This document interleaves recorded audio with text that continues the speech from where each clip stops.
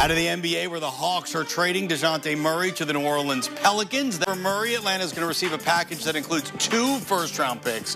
Nance Jr. and Dyson Daniels. Dejounte Murray. Ladies and gentlemen, the NBA offseason is officially underway because the New Orleans Pelicans just agreed to a crazy trade with the Atlanta Hawks that is mind-boggling. It completely changes everything for both teams, and it's involving a player that we've been speculating to get traded for quite some time. Now, I wanted to take a moment to thank you guys from the bottom of my heart. Yesterday, we hit trending on YouTube for the very first time since my 1v1 versus Flight Reacts. And this time, I didn't need to get embarrassed on YouTube in order to trend. It was all because of you guys supporting us in our content and our hard work, bringing you guys the latest NBA news. And from the bottom of my heart, I wanted to thank each and every one of you. We are currently 55,000 subscribers away from hitting 1 million subscribers. So if you haven't subscribed and hit our notifications, make sure you do so because we are working tirelessly to bring you the latest NBA news and analysis straight to your devices. Now that we get all that out of the way, cue the intro.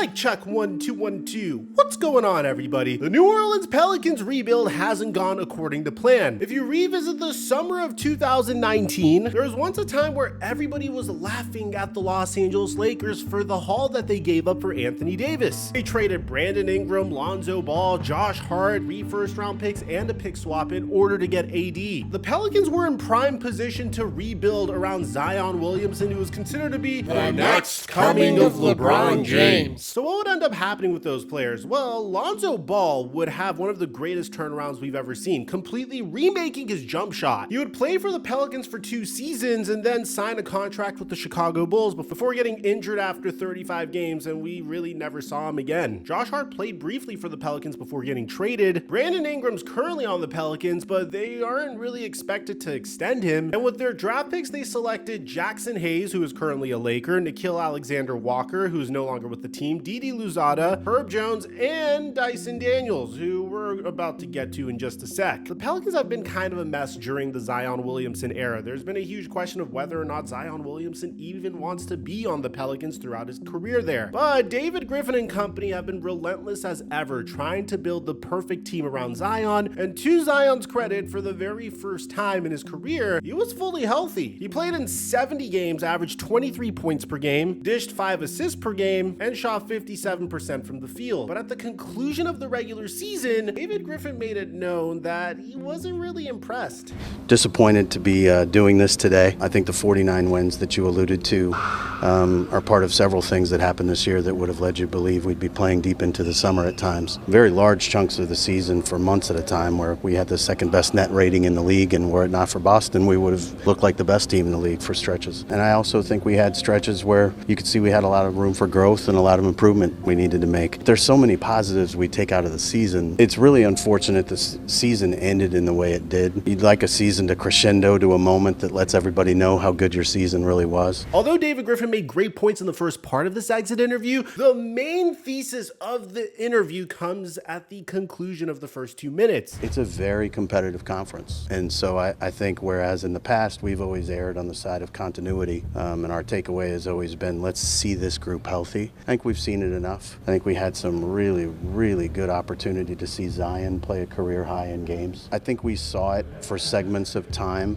well enough to understand that we've got a lot of work to do. The Pelicans have a major situational defense problem. I mean, they went 0-26 when trailing in the fourth quarter. In 6 of those games, they were leading by 20 plus points and lost. And a lot of Pelicans fans don't really know who to blame at this point. Originally, the thought was that they were going to explore a trade with Brandon Ingram because they didn't believe that Brandon Ingram deserved a 4-year, $208 million max. Currently, the teams that are interested in Brandon Ingram are the Philadelphia 76ers because they have $60 million in cap space, while the Cavaliers also have the opportunity to trade for Ingram if they want to break up the core of Donovan Mitchell, Darius Garland, Evan Mobley, and Jarrett Allen. The Atlanta Hawks were also another team mentioned for Brandon Ingram, and the Atlanta Hawks could desperately use a player of Brandon Ingram's caliber to put next to Trae Trae Young. During the 2020 to 2021 season, this team made a magical run in the playoffs. I mean, they beat the Knicks in a gentleman's sweep in the first round, they defeated the Philadelphia 76ers and ruined Ben Simmons' career in the second round, and they made it all the way to the Eastern Conference Finals, where they would lose to the eventual NBA champion Milwaukee Bucks. It was a magical season where Nate McMillan took over for head coach Lloyd Pierce, and in a season where they finished top 10 in offensive rating and 21st in defensive rating. So they decided to run it back the very next season, and in the very next season they would finish second in the NBA in offensive rating but 26th in the NBA in defensive rating. So the philosophy was, if they were able to get a two-way guard to pair with Trae Young, then maybe that would minimize some of their issues and they can make a run to the NBA Finals. So they swung a very aggressive trade for Dejounte Murray, giving up Danilo Gallinari, 3 first-round picks, and a pick swap to get Dejounte Murray and Jock Landale. And the results weren't really the greatest. I mean, it was more of the same for the Atlanta Hawks. They essentially gave up all these assets to become the same team. In the 2022 to 2023 season, the Hawks still finished 7th in offensive rating, but they would finish 22nd in defensive rating. And then this past season, with Quinn Snyder as their head coach, they finished 27th in defensive rating and 12th in offensive rating. So it's like they gave up all these assets for Dejounte Murray, and it literally did nothing for them. They finished with the #1 overall pick in the NBA draft. But the good news is they were able to sign Dejounte Murray to a really good contract extension. I mean, Dejounte Murray is getting paid an average of $28.5 million a year until the conclusion of the 2027 to 2028 season, where he has a player option. That is amazing. That's close to the amount that Jalen Brunson is getting paid each and every year for one of the premier two-way players in the NBA. There's no rush to trade him at this point. He already signed on the dotted line. And statistically speaking, he looks as good as ever. He averaged 22.5 points per game this past year. He shot 36% from 3. He dished out 6 assists and 5 rebounds per game this past year, had a positive offensive box plus minus and VORP. So if the Hawks play this situation right, they could have leveraged the Dejounte Murray trade into a plethora of assets and really set themselves up for either a retool or a rebuild. And with all due respect, they did not do that at all whatsoever. So according to Woj, the Atlanta Hawks are trading Dejounte Murray to the New Orleans Pelicans. Yes, ladies and gentlemen, Dejounte Murray is going to be going from a Hawk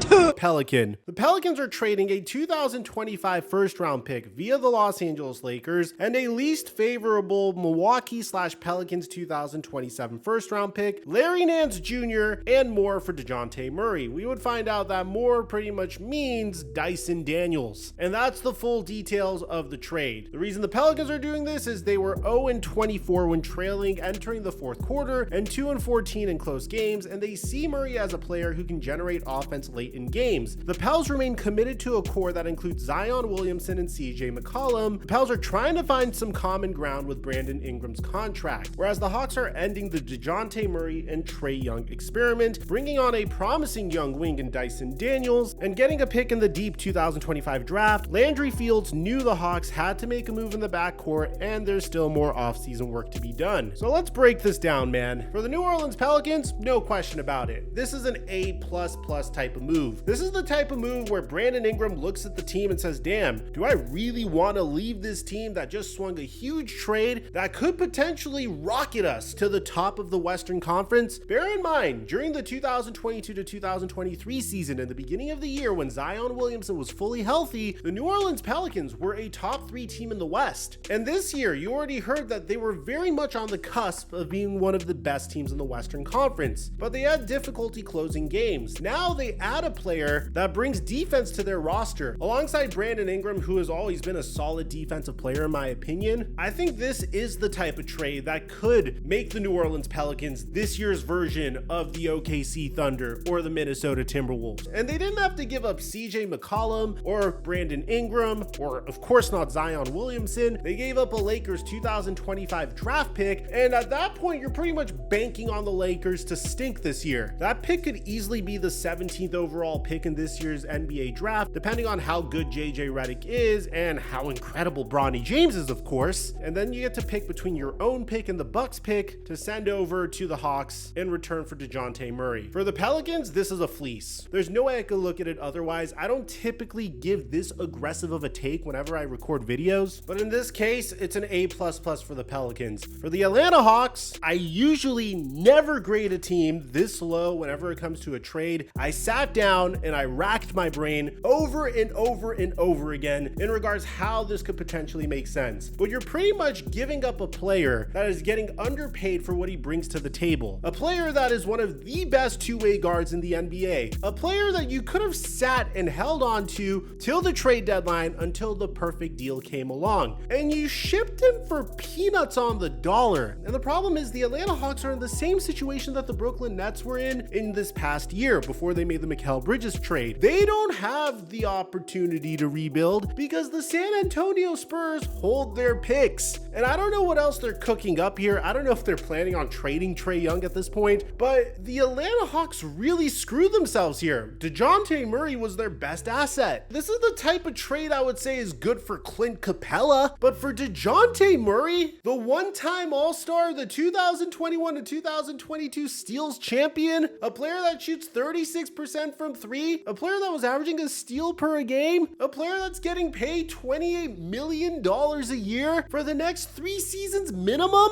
This is what you get in return for him? Dude, I'm sorry, I rarely ever do this. But for the Atlanta Hawks, this is an F. This is a horrible return for your investment, unless if I've been sleeping on Dyson Daniels tremendously. Maybe I'm too much of a stat head. Maybe I don't think this individual that averaged 5.8 points, 4 rebounds, and 2.7 assists per game and shot 31% from three. Maybe I'm sleeping on him. Maybe this is the guy that's gonna make or break it for the Hawks. Larry Nance Jr. has always been a solid player, but come on, man. This is not the return for Dejounte Murray, and the draft picks aren't that good to justify this type of trade. You know who the biggest winner of this trade is? It's the San Antonio Spurs, because once again, the San Antonio Spurs get the Atlanta Hawks first round pick from 2025 all the way to 2027. And this is a cautionary tale for the teams that like to go all in on these stars, because if you mess up, you're making these opposing teams significantly stronger. The San Antonio Spurs recently traded for a 2031 unprotected draft pick from the Minnesota Timberwolves. We have a separate video on that because I think it's really unique, but that combined with the trade that they made for Dejounte Murray might set up Victor Wembanyama for a Kareem Abdul-Jabbar-esque career. So for the Spurs, you also get an A+ for the way you've been rebuilding around Wemby so far. But the Hawks, man, oh my God, this is one of the worst trades I think I've ever reported on in quite some time. If you're a Hawks fan and you think I've been riding you guys too hard, please rationalize the trade in the comment section down below and tell me why you think otherwise. Aside from that, we have videos on Kyle Filipowski and the Rob Dillingham trade coming to you guys soon. It may be up already. If it is, it'll be up in the end screen and I'll catch you guys there. I'm your boy Mike, and I'm dropping our mic until our next upload.